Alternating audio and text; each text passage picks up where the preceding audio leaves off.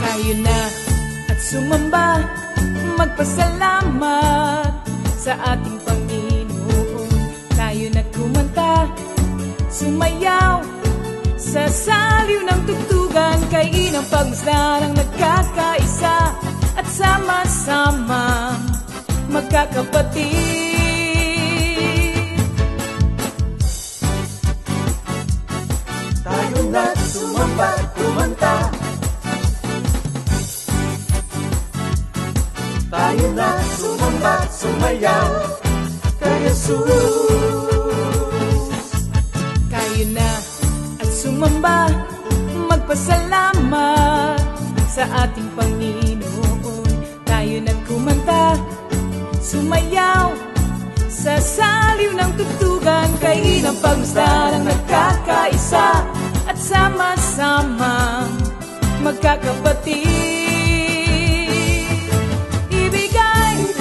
Kay Jesus ang iyong problema, magdasal, maghintay, magtiwala sa oras ng pangangailangan.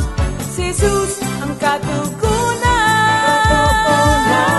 Si Jesus ang ating Panginoon, kailanman di kanya iiwan. Si Jesus ang ating Panginoon, kasama sa lahat ng oras. Papuri at pasasalamat tanging sa'yo, alay. Tanging sa'yo, alay.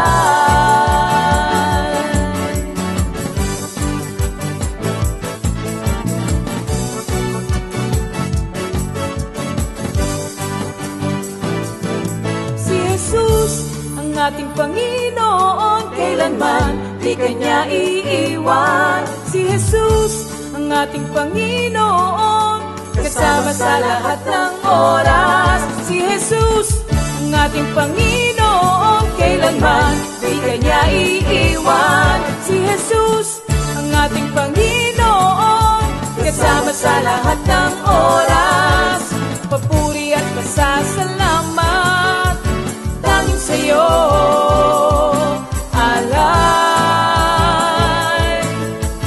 Tanging sa'yo, alay.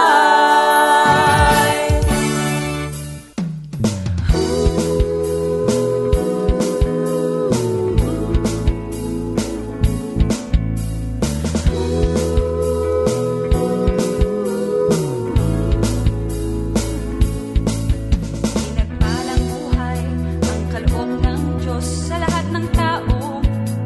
May takot sa Kanya. Pinagpalang buhay ang kaloob ng Diyos sa lahat ng tao. Nagtitiwala. Praise the Lord. Hallelujah. Glory to God. Amen. Isang magandang gabi sa ating lahat. A blessed night, a blessed morning, afternoon, anumang oras dyan sa inyong lugar mga kapatid. Natapat tong ating midweek Bible study. A blessed day to all of us.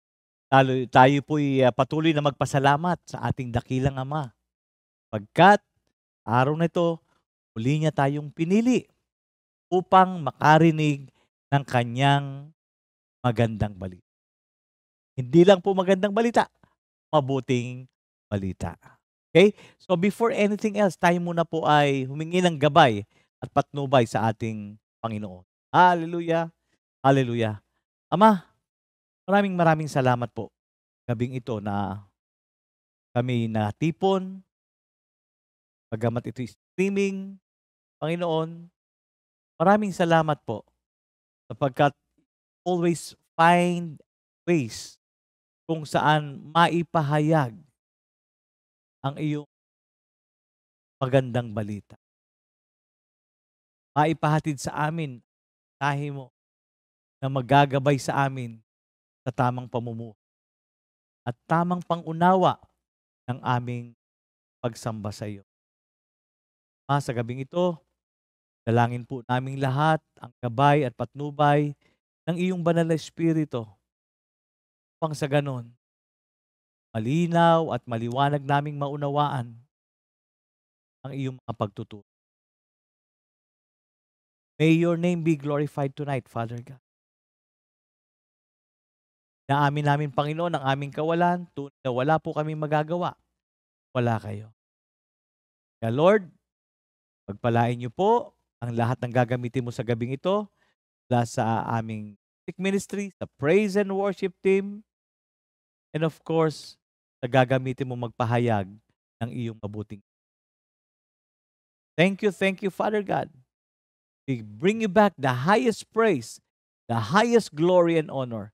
In Jesus' mighty name we pray. Amen. Thank you, Lord. Yan, may mga ilang announcement po tayo. Patuloy po namin kayong inaanyayahan na bisitahin ang ating YouTube channel, ang Comfy Media. Create your own accounts and subscribe. Aside from our original music, marami na pong uploaded na videos like past anniversary, EMJ, Bible study, fellowship, at marami pang iba. At starting July, magtatanggal na po si Facebook ng mga live streaming natin na older than 30 days, mga kapatid. So kapag lumampas na ng 30 days, wala na, hindi nyo na mabubuksan. Kaya ating ililipat natin paunti-unti sa atin yung channel natin lahat. Ha? Okay. Of course, hindi natin makakalimutan ng mga kapatid nating nagse-celebrate ng kanilang special day. Happy birthday, May 14, 2025. Happy birthday, Sister Bona Gonzales, Sister Zenaida Dondoyano, Sister May Dalangin, Sister Carmay, yun ba yun? Montinola. And happy anniversary, uy! Brother Lou and Sister Joy, ang aking bayaw at ang aking kapatid, of course. Happy birthday and happy anniversary. Enjoy the night in the Philippines and enjoy your day sa ibang bansa. Take it away, Brother Bong.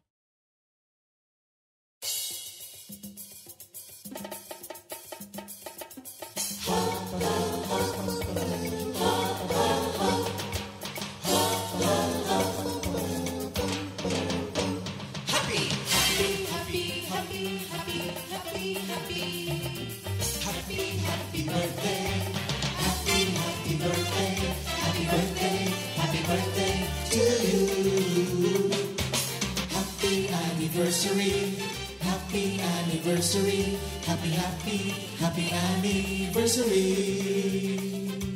Happy anniversary. May the good Lord doesn't leave you, may the Lord's light shine upon you. Happy anniversary to you. Happy birthday to you.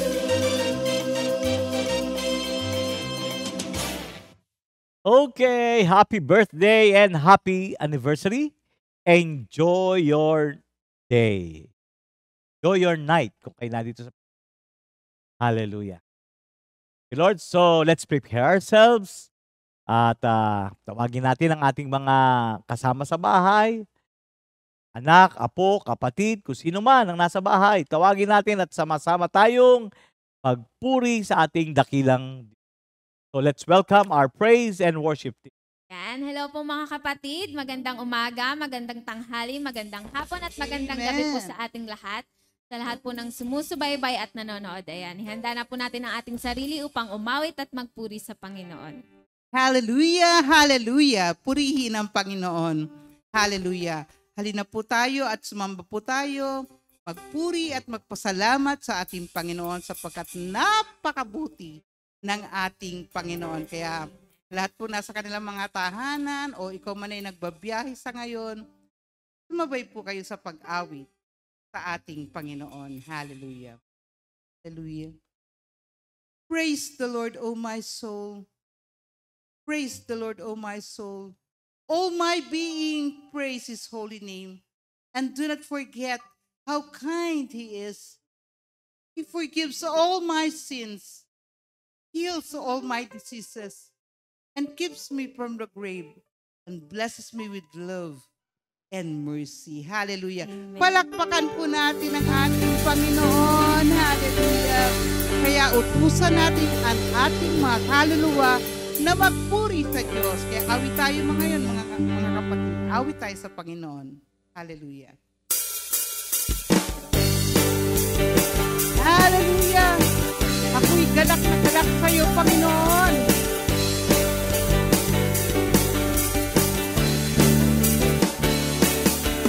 Ako'y galak na galak sa'yo, O Yahweh.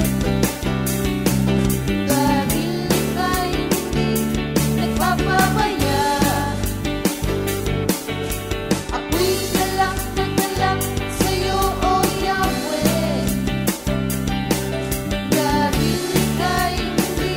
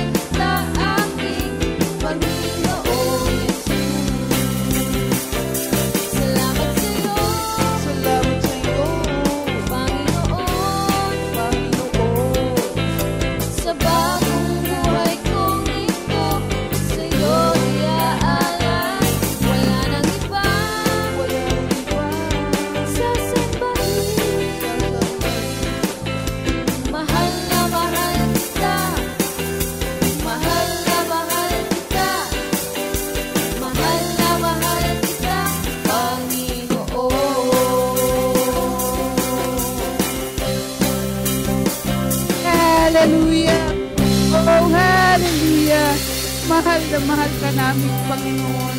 Hallelujah. Salamat, Panginoon. Salamat, Panginoon.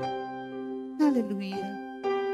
Salamat po, Lord, sa pagbibigay niyo palagi sa amin ng pagkakataon na masumpungan namin ang iyong mga salita na nagbibigay ng buhay, kalakasan sa aming lahat.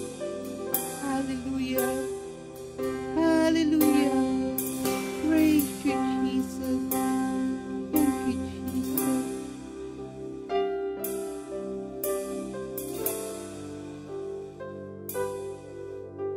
Unahin kong lagi ang Panginoon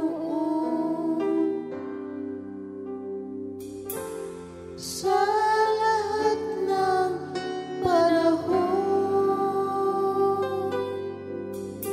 Aking guguntain mga ginawa niya noon, magpahanggang ngayon. Uunahin kong lagi ang Panginoon sa lahat ng panahon. Aking gugunitain mga ginawa niya noon, magpahanggang ngayon. Lagi ako nananabik sa iyong mga salita. Lagi ako umaasa sa iyong kalinga. Aking paghahangarin, malugod ka sa buhay ko at maging karapat-dapat sa iyo ang laman ng puso ko. Lagi ako nananabik sa iyong mga salita. Lagi ako umaasa sa iyong kalinga. Aking paghahangarin, malugod ka sa buhay ko at maging karapat-dapat sa iyo ang laman ng puso ko.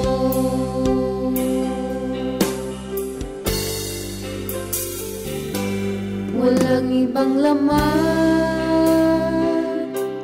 ang aking puso, laging sinasambit ng aking labi.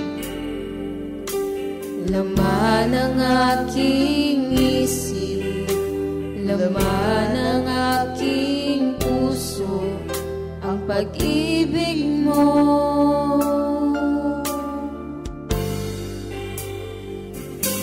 Walang ibang laman ang aking puso, laging sinasambit ng aking labi. Laman ng aking isip, laman ng aking puso, kabutihan mo.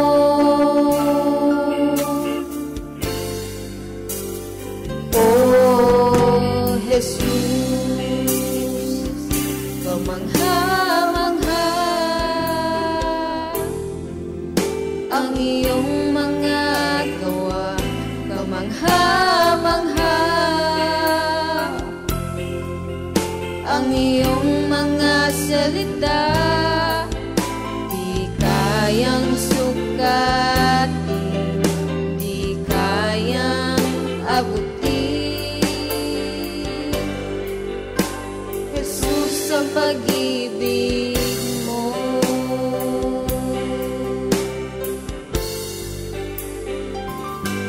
Walang ibang laman ang aking puso, laging sinasambit ng aking labi. Laman ng aking isip, laman ng aking puso, kabutihan mo.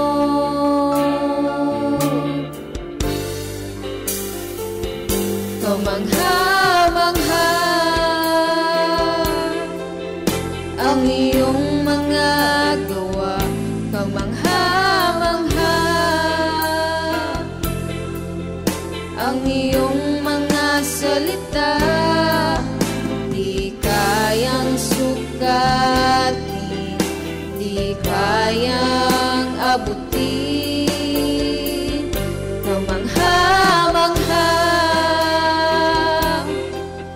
ang iyong mga gawa, kamangha-mangha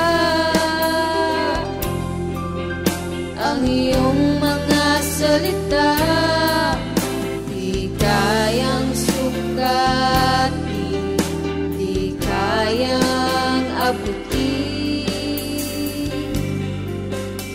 Jesus, ang pag-ibig mo.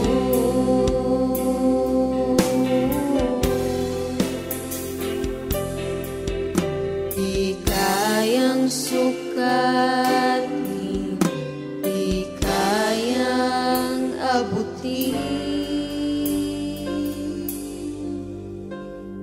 Jesus, ang pag-ibig mo.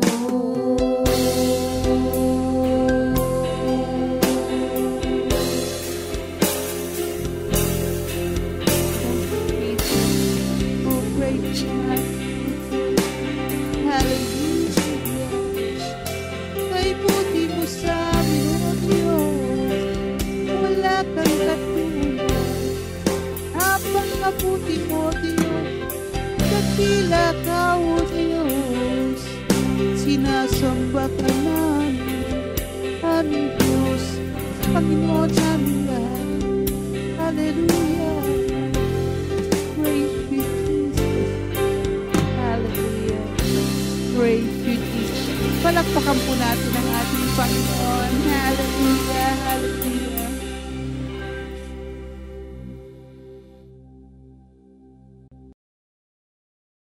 Hallelujah. Praise the Lord. Hallelujah. Glory to God. Amen. Tunay na kamangha-mangha ang pag-ibig ng Diyos. At mamaya nga po sa pag-aaral, talagang mamamangha kayo sa pag-ibig ng ating Panginoon sa kanyang mga creations. Ha? Po mga kapatid, bago po tayo magdiretso sa ating Bible study, we are extending our condolences to the family of Sister Feli Madla na umuwi na po sa ating Panginoon. Thank you, Lord. Thank you, Jesus. Surprise! Dire-diretso, sabi ng Bisaya. Okay? Ito pong ating pag-aaral ngayon ba ipagpapatuloy ng ating Romans 10. Okay? And this is the last part. Ano? Right, Sister Jam? Last part na to, ano? Romans 10. So, just a review. Naunang nag-topic si Brother Ernie, Mr. Ernie, na makikita natin yung magkakaiba ng batas at kagandahang loob ng ating Panginoong Diyos. The law and the grace of our God. At sinundan naman po ng ating kapatid na si Minister Mon na dito pinakita na yung pananampalataya, napakahalaga, and it comes by hearing the Word of God. Ayan, na tayo ay maliligtas sa pamamagitan ng ating pananampalataya sa ating Panginoong Jesucristo. Amen. And tonight, ang huling bahagi sa Romans 10 verses 19-21. Okay, atin pong buksan ang ating mga Biblia at basahin po natin ang Roma 19:21 o 19:21. Yan, para Tagalog na Tagalog. Babasahin ko po sa inyo. Thank you, Lord. Hallelujah.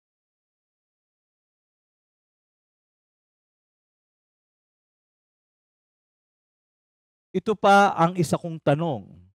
Hindi kaya nakaunawa ang bayang Israel? Noong paman ay sinabi na ni Moses, gagamitin ko ang mga taong di naman lamang isang bansa upang kayo'y inggitin. Gagamitin ko ang isang bansang hangal upang kayo'y galitin. Buong tapang namang ipinahayag ni Isaiah. Natagpuan ako ng mga hindi naghahanap sa akin. Nagpahayag ako sa hindi nag-uusisa tungkol sa akin. Subalit tungkol naman sa Israel, ang sinasabi niya, buong maghapon akong nananawagan sa isang suwail at mapaghimagsik na bayan. Purihin ang ating Panginoon. Tayo po'y manalangin. Purihin ka, kataas-taas ang Diyos Ama sa langit. Purihin ka sa gabing ito. Ama, maraming salamat po muli sa gabing ito na kami binigyan mo ng pagkakataon na muling makarinig ng iyong mga banal na salita, ng iyong mabuting balita, ng iyong magandang balita. Ama, na sa lahat, kami po ay lumalapit sa trono ng awa at humihingi ng paglilinis. Linisin niyo po ang aming puso at kaisipan upang sa ganon malaya naming matanggap ang masaganang pagpapala na nagmumula sa iyong mabuting balita. Ipadala niyo po ang iyong banal na Espiritu upang magkaroon po kami ng pangunawa sa bawat maririg namin sa gabing ito. Lord, may your name be glorified tonight, Father God. Speak to us. We, all your servants, are all listening. Purihin ang ating Panginoong Diyos. At babasahin ko rin po sa inyo sa wikang Ingles. Yan. Sa Romans 10 verse 19. Ano ha? Thank you, Lord. But I ask, did Israel not understand? First, Moses says, I will make you jealous of those who are not a nation. I will make you angry. Then Isaiah, so bold to say, I have been found by those who did not seek me. I have shown myself to those who did not ask for me. But of Israel, he says, all day long I have held out my hands to a disobedient and contrary people. Ayan. Alam niyo po, habang binabasa ko po itong mga talatang ito, nakita ko dito yung pamamaraan ng ating Panginoong Diyos.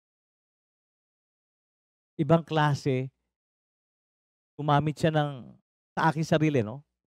Para bang gumamit siya ng negative strategy to have a positive effect. Tama ba yun, sister? Yun ang nakita ko dito. Pero yan ay bunga ng pag-ibig ng ating Diyos, mga kapatid. Ganyan kamahal tayo ng ating Panginoon. At doon sa isang version, nakakatuwa mas luminaw pa nung binasa ko yung bang The Passion Translation. Ano? Sabi dito sa The Passion Translation. So again, I ask, didn't Israel already understand that God's message was for others as well as for themselves? Yes, they certainly did understand. For Moses was the first to state it.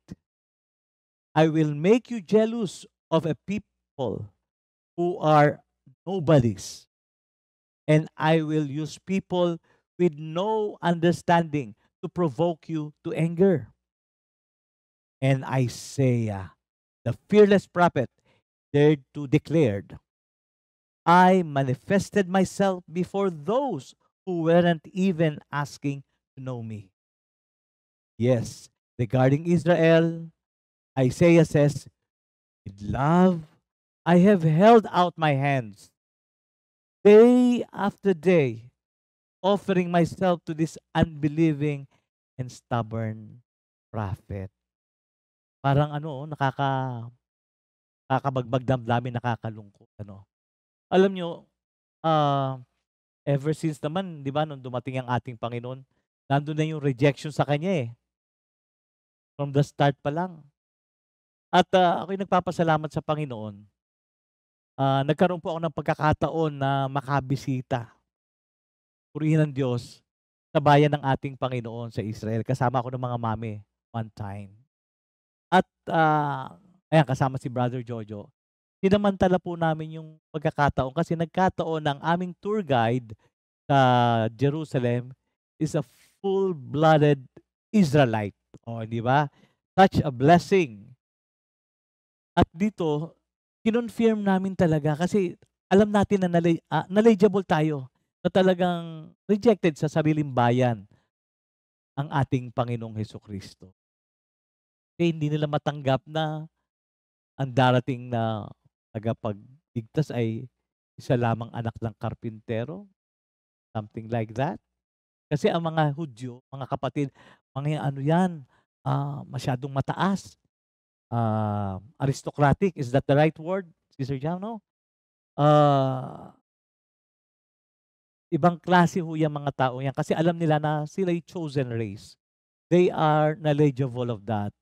That sila ang pinili at hinirang. Ikaw man, di ba? Pinilit hinirang ng ating Diyos. Siyempre, ibang klase ang dating. And up to this present time, makikita nyo pa rin sa kanila kasi naalala ko nga pala, pagka nagpunta kayo sa downtown LA, mga tindahan doon ng mga big time na mga damit, everything, pag-aari ng mga Hudyo, ay hindi ho kayo pwedeng basta pumasok doon at hindi kayo pwedeng hipo-hipo doon sa mga paninda doon. Titingnan kayo mula ulo hanggang paa. At ayaw nilang pahahawak. Tayo mga Pilipino, ang hilig nating hawakan yung tela ng damit, yung texture, everything, doon ayaw nila. So, ganun sila yung kanilang, I may say, yung kanilang pagka-aristocratic. And this time, dito nga, hindi nila matanggap si Lord na siya yung tagapagligtas. Hindi nila matanggap yung gospel, yung pagtuturo. Bagamat naririnig lang pagtuturo, talagang napatunayan naman nila na pagtuturo ng Diyos. Pero hindi nila matanggap. So, pero, ang makikita natin dito, God allowed it for a purpose. For a purpose. Ang kaligtasan ay makarating sa atin. So, tingnan natin, Dito makikita natin, doon sa verse 19. Sabi, Paul asked if Israel truly understood. Sabi dito, kaya nga kinote niya sa Deuteronomy 32, verse 21, where God states that He would provoke jealousy in Israel through non-Jewish nation. This highlight that God's plan include the Gentiles not new. Ha? Yung highlight dito, God's plan to include Gentiles was not new. And Israel should have recognized it. Yan. So talagang, bagamat chosen people ang Israel, we are part of God's creation. We are part of God's creation. Ganon niya tayo kamahal.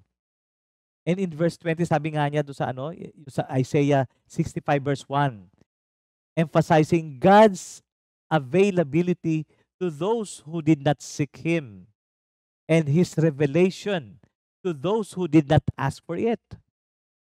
This suggests that God's grace is offered to those who might not expect it, and that Israel's rejection was not simply a matter of not understanding the gospel message.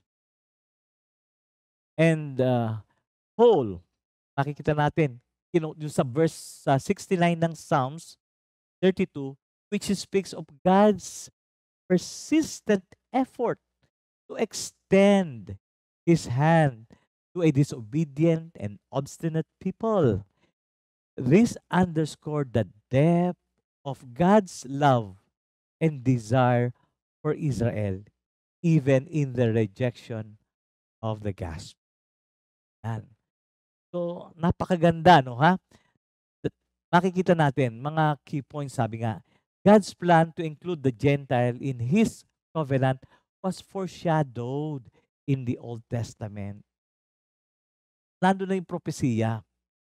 And God's grace is offered to those who might not seek Him. And He has revealed Himself to those who did not ask. Alam niyo kung sino yung mga kapatid? Tayo yun, mga kapatid. Kaya ay tayo patuloy na magpuri at magpasalamat sa ating Panginoon dahil nakasama tayo dito.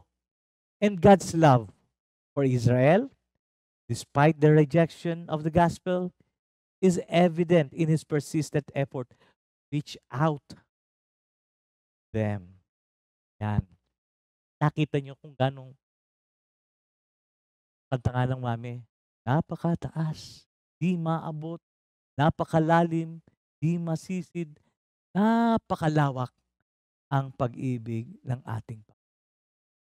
At naalala ko nga, hindi ba, doon sa sinasabi na para sa mga taong hindi naghanap sa Kanya, nandoon nagpahayag siya, yung hindi nagsik sa Kanya. Di ba yun yung John 15:16? Nakikita lang sa John 15:16, sabi dito, you did not choose me, but I choose you. Tayo yun. Pinili tayo ng ating Panginoon. Hindi ba kayo matutuwa? Hindi po ba kayo ma-overwhelmed? At hindi lang po yung mga kapatid. The mere fact that we are here, listening to the Word of God, malaya tayo nakaka-attend ng fellowship, malaya tayo nakaka-attend ng Bible study. Alam niyo po ang sabihin nun? Nay, na tayo ay pinili ng Ama. It is the Father who chooses people na maliligtas, mga taong kinakailangan makarinig ng kanyang balita.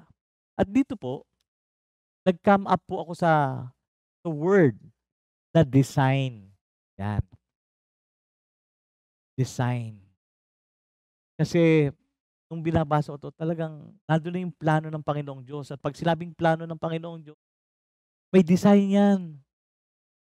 Ang design ng Panginoon ay tayong kanyang mga lilikha. His workmanship, yung obra maestra niya is designed for Him. Designed for Him, be with Him for eternity. Ayan. At nagkaroon po ako ng acronym, the word na design. Kaya isahin po natin. Ano ba ang spelling ng design? D-E-S-I-G-N. Tama ba, Sister Jam? Thank you, Lord. So let's start with letter D. Yan. Sa letter D, the word is desire. Unang makikita natin yung desire ng ating Panginoon. And this time, our desire. Just like the song, one thing I desire is to seek your face every morning, my Lord. One thing I desire is to hear from you every morning, my Lord. My soul is thirsty for you. I'm always longing for you. One thing I desire is to seek your face every morning. Yun po, in doing this, alam niyo mga kapatid, nalulugod ang ating Panginoon. Napiplease natin ang ating Panginoon. Kapag nakita niya yung nilalaman ng ating puso, ay siya, di ba? Walang ibang laman ang ating puso. Awitin natin yan, ha? So, desire to seek God. In 1 Chronicles verse 16 to 11, seek the Lord and His strength. Seek His face continually. Hindi paminsan-minsan, pag naisipan, no. Seek His face continually. Meaning to say, pag sinabing seek His face, be always in the presence of God. Pag-aaral natin this past few weeks, the presence of God, kailangan maging ano na natin to, bahagi na ng buhay natin. Pagising sa umaga, hallelujah, praise the Lord, glory to God, amen. Thank you Lord sa panibagong buhay, kalakasan, biyaya, pag-asa ang aking nakamtan at patuloy na makakamtan. Nandun na yung awareness natin of the presence of God. Pagkagising sa umaga, bago kumain, salamat Panginoon sa masaganang hapag, sa biyayang pisikal. Bago umalis ang mga anak, sa pagpasok sa school, pagpasok sa opisina, Lord, I ask for thy abiding presence to be upon them. May your presence be seen in them. Make them a blessing, Lord, and bless the work of their hands.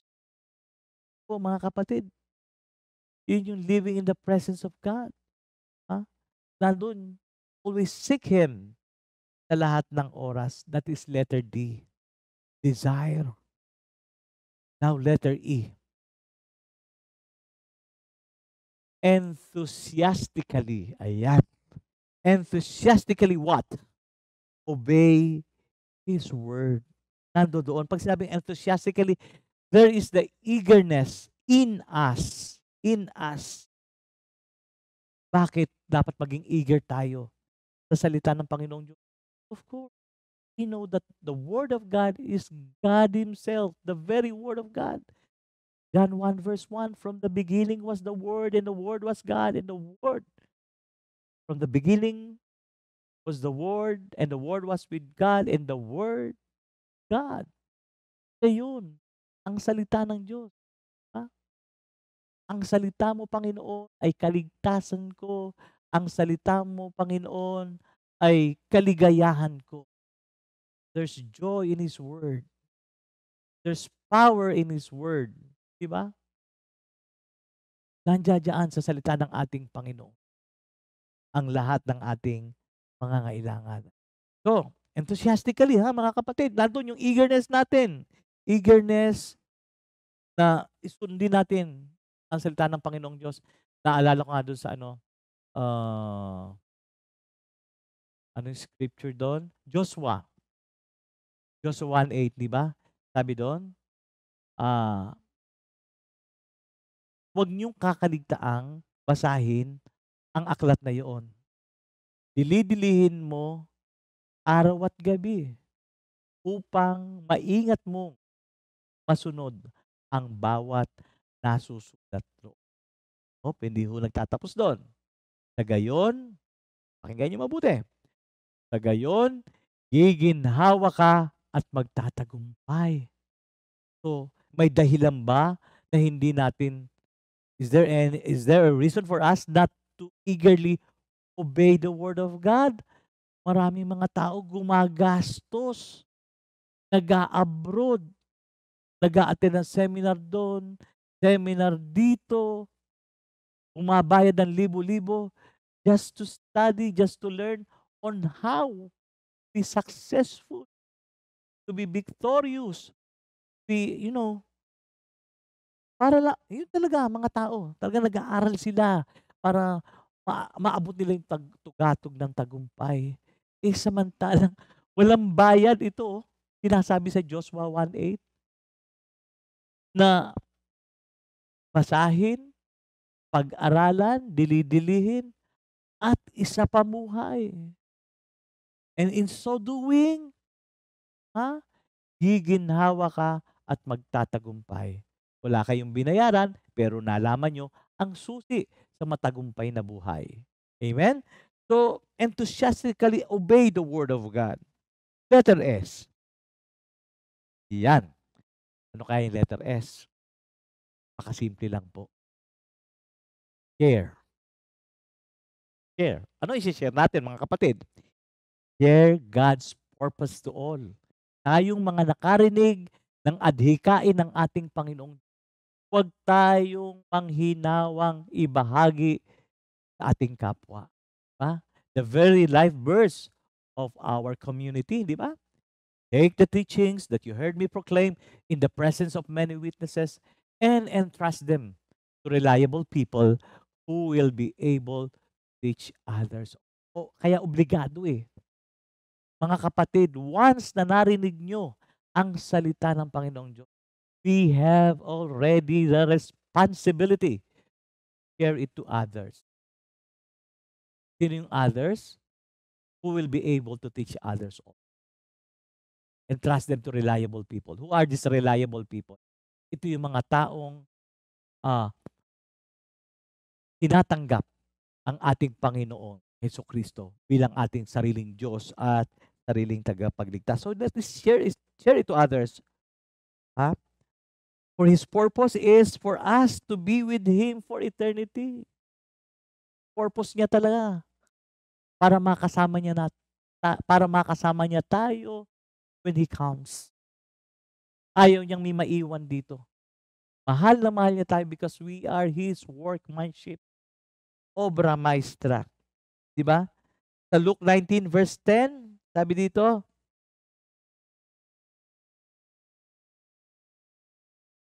the Son of Man came to seek and save the lost.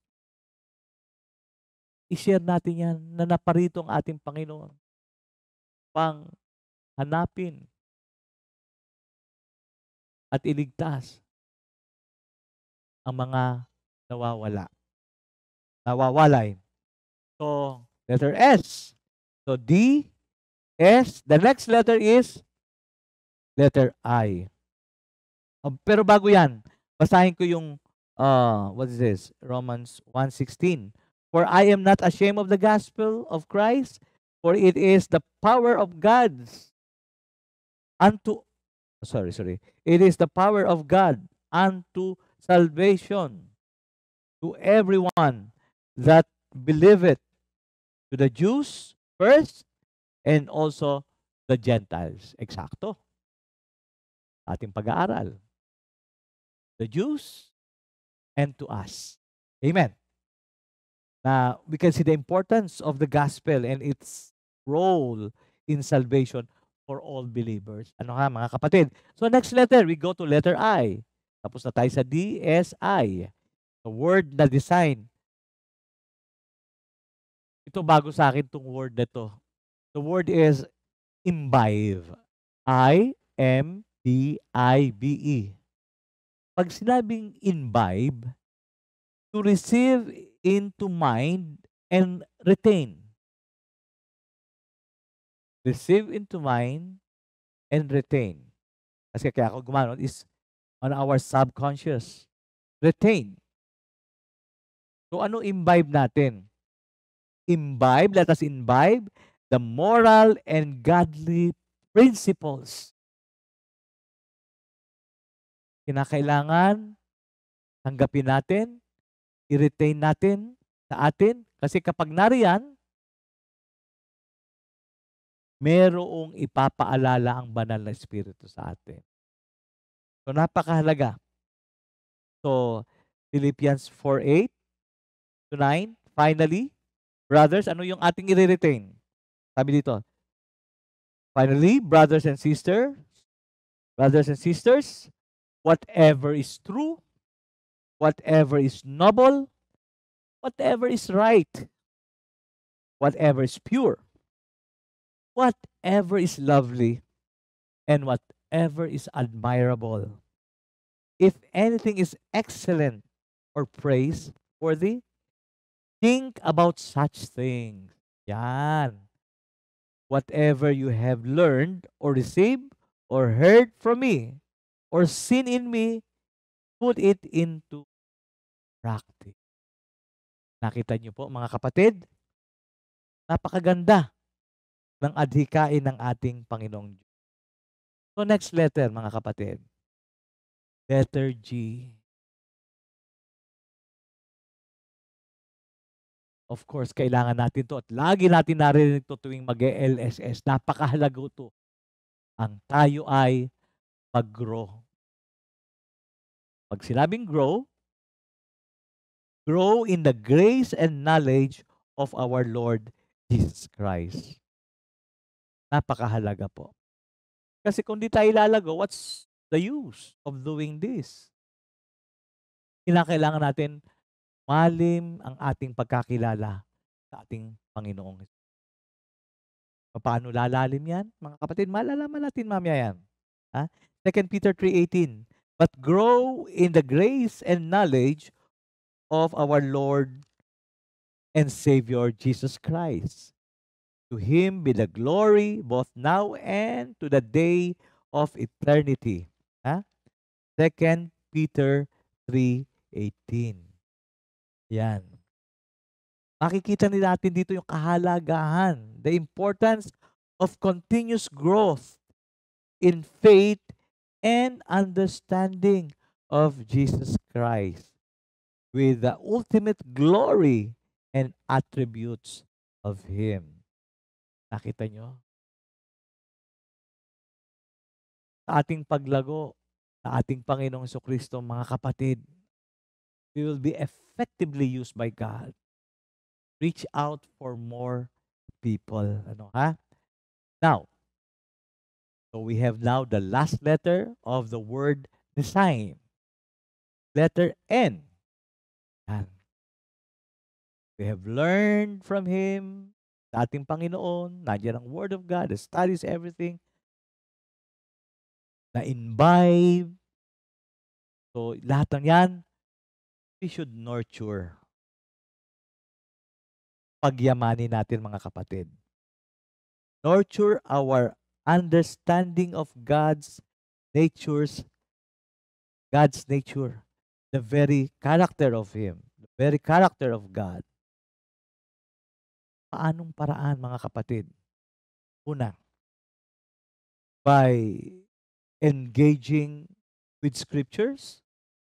So, balik tayo sa Joshua 1:8.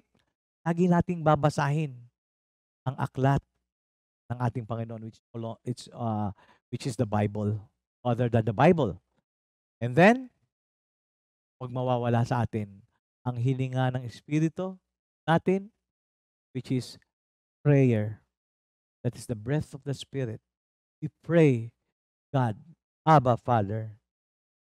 And lastly, and to live out God's love in practical way. Nakita sa atin ang pag-ibig ng Diyos. Nakita nyo? Example of the love of God, hindi ba? Sa kabila na nandun yung rejection, kanyang pag-ibig sa kanyang sariling bayan nandun rin. Magdamag, open arms ang ating Panginoon. Same with us mga kapatid. Though we fail, balik lang tayo sa ating Panginoon. Hingi tayo ng tawad. Ako, hindi na ulit, sa tulong ng mahal na grasya ng ating Panginoong Diyos. No other than our Lord Christ. Because Jesus Christ is the grace God. And magandang gabi po sa ating lahat, mga kapatid, at mag-offer tayo ng prayer sa ating Panginoon. Hallelujah, hallelujah, hallelujah. Dakilang Ama, kulang ang salita upang ipahayag namin ang aming taus-pusong salamat sa iyong pag-ibig sa amin. Dakilang pag-ibig sa iyong katapatan sa iyong pagpili sa amin. Maraming maraming salamat, Ama. Patuloy niyo po kaming ingatan at ingatan na huwag mawalay sa iyo, Panginoon. Always remind us of your words. Please remind us, track us on how we will live a life that is in accordance with Father God. Thank you, Father God. We give you the highest praise, the highest glory and honor. In Jesus' mighty name we pray. Amen and amen. God bless you all. See you next time. 2 Timothy 2:2. Hallelujah. 2 Timothy 2:2. Praise the Lord. 2 Timothy 2:2. You and me, let us proclaim the gospel. 2 Timothy 2:2. Hallelujah. 2 Timothy 2:2. Praise the Lord. 2 Timothy 2:2. You and me, let us proclaim the gospel.